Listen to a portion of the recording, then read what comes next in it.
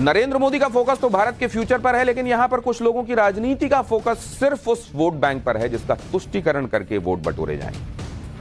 अब पाठशाला में ममता बनर्जी की राजनीति पर हुए उस नए खुलासे का चैप्टर आपके सामने रख रहा हूं, जिसमें बंगाल में रोहिंग्या मुसलमानों तक को उस आरक्षण में एंट्री मिल गई जो आरक्षण मुख्य तौर पर हिंदू ओबीसी के लिए। जिन रोहिंग्या मुसलमानों को पहचान करके देश से निकालने की बात हो रही है, जिसे देश की सुरक्षा के लिए खतरा बताया जाता है, क्या उन रोहिंग्या मुसलमानों को बंगाल में न सिर्फ बसाया जा रहा है बल्कि वो उस आरक्षण में भी घुस गए हैं जो आरक्षण खासतौर पर हिंदू ओबीसी जातियों के लिए बनाया गया। इसी को लेकर बंगाल में ममता बनर्जी सरकार पर बड़ा खुलासा हुआ है। बहुत गंभीर आरोप लगाए गए। आरोप है कि सिर्फ मुस्लिम वोट पक्के करने के लिए ममता बनर्जी ने हिंदुओं के हक पर कैंची चला दी। ममता बनर्जी सरकार पर यह गंभीर आरोप उस संस्था ने लगाए हैं जो पूरे देश में पिछड़ा वर्ग के हितों पर निगरानी रखती है। यह संस्था है एनसीबीसी, यानी national commission for backward classes. अब एनसीबीसी ने जो खुलासा किया है उसमें आरोप लगाए गए हैं कि बंगाल में ओबीसी आरक्षण देने में बड़ी गड़बड़ हो रही है। आरक्षण को तुष्टीकरण की राजनीति का हथियार बनाया जा रहा है। एनसीबीसी के आंकड़े इस संदर्भ में क्या खुलासे करते हैं, क्योंकि कहते हैं कि फिगर्स अगर सामने हो तो फिर बातें हवाई नहीं रहती। तो आइए बातें हवाई नहीं हो इसलिए मैं जरा ये दिखा देता हूं कि कैसे देश की सुरक्षा को हवाई करके अपने वोटों को साधने में किसी भी हद तक आगे बढ़ा जा रहा है। बंगाल में ओबीसी जातियां कितनी हैं, पहले यह समझने की कोशिश करते हैं। बंगाल में ओबीसी कुल जातियां जो हैं वो हैं 179। अब इसमें से कितनी मुसलमान जातियां ओबीसी हैं वो देखिए। मुसलमान ओबीसी जातियां हैं 118। इस हिसाब से देखें आप तो ओबीसी आरक्षण में करीब 66% जातियां ऐसी हैं जो कि मुसलमान हैं। यह आंकड़ा इसलिए चौंका रहा है क्योंकि अगर आबादी को आप मद्देनजर रखेंगे तो बंगाल में आबादी देख लीजिए।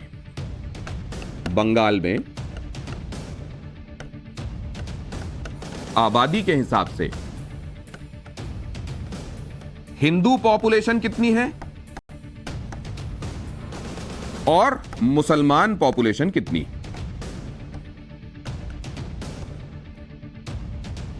70.5% हिंदू हैं और करीब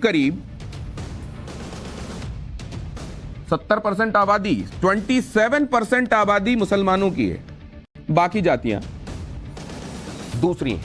70% हिंदू, 27% मुसलमान। लेकिन उधर आपने देख लिया ओबीसी की कुल 179 जातियों में 118 यानी 66% मुसलमान ओबीसी जाति। इसका मतलब क्या है? इसका मतलब सीधा सा यह है कि हिंदू आबादी मुस्लिम आबादी के मुकाबले बहुत ज्यादा है। इसके बावजूद ओबीसी आरक्षण में मुस्लिम जातियों का दबदबा है। इसी वजह से पश्चिम बंगाल की सरकार पर एनसीबीसी आरोप लगा रही है कि ममता सरकार ओबीसी आरक्षण देने में गड़बड़ कर रही है।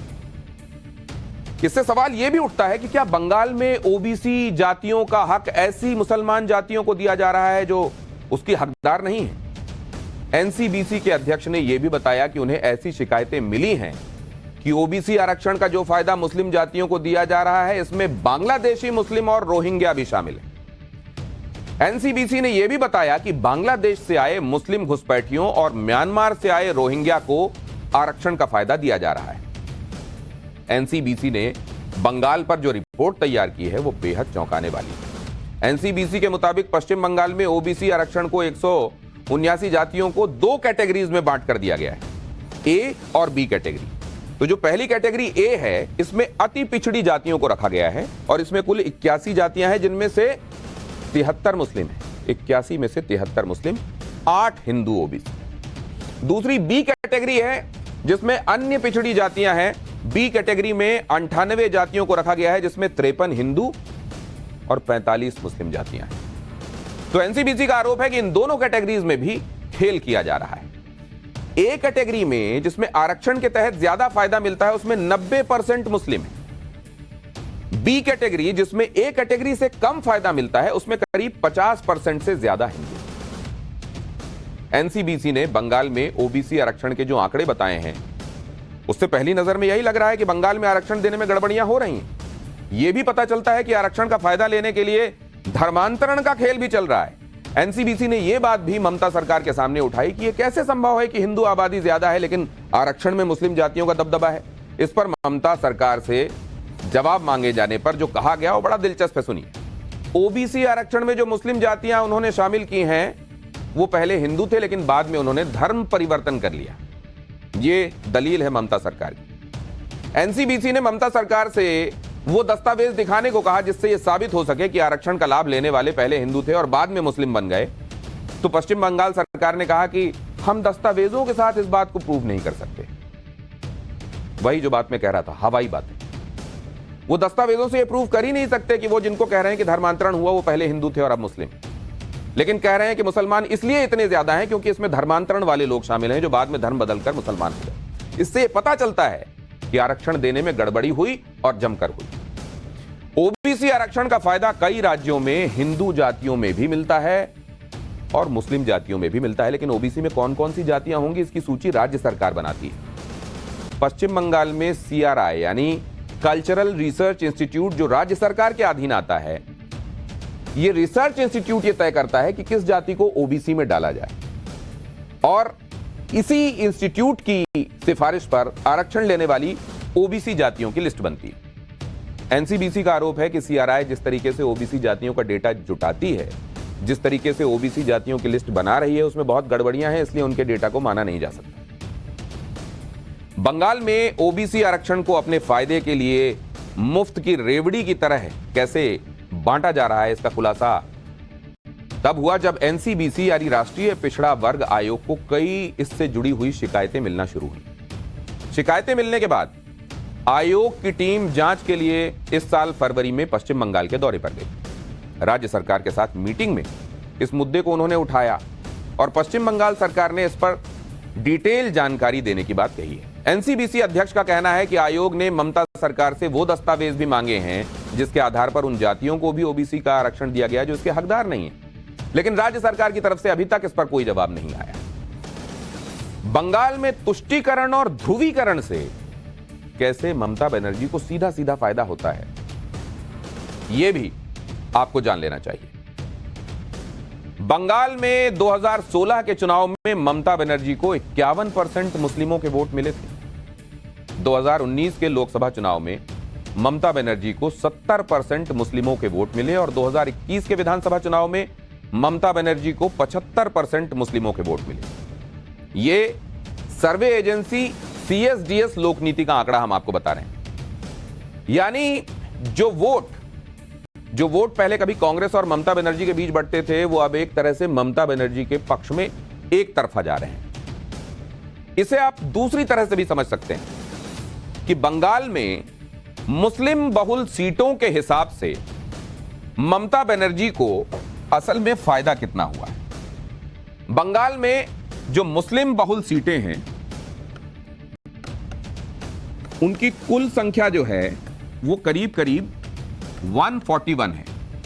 141 सीटों में मुसलमान निर्णायक स्थिति में हैं और यहां पर ममता बनर्जी की पार्टी टीएमसी ने पिछले चुनावों में जो सीटें जीती वो 85% सीटें जीती। यह आंकड़ा बहुत अच्छे से देख लीजिए। पश्चिम बंगाल 2021 का चुनाव कुल जो सीटें हैं वो 141 सीटें हैं, लेकिन इसमें से इस संख्या में से 120 सीटें ये टीएमसी जीत जाती है। ममता बनर्जी की पार्टी ये सीटें जीत जाती है। भारतीय जनता पार्टी के खाते में आती हैं 20 सीटें और अदर्स के खाते में जाती हैं 1। और इस तरीके से आप ये अंदाजा लगा सकते हैं कि वोट बैंक की वजह से बंगाल में तुष्टीकरण का यह खेला चल रहा है जो बीजेपी के सामने ममता बनर्जी की राजनीति को मजबूत करता है। लेकिन आप यह भी देखिए कि बंगाल में ममता बनर्जी मुसलमानों पर मेहरबान तो हैं, लेकिन यह मेहरबानी केवल वोट लेने तक है, इससे ज्यादा नहीं। इससे टीएमसी का तो भला हो रहा है, लेकिन मुस्लिम तुष्टीकरण सिर्फ वोट पाने का सियासी औजार भर है, क्योंकि बंगाल में मुस्लिमों की दशा तो ममता बनर्जी के 3 बार मुख्यमंत्री रहने से भी नहीं बदली।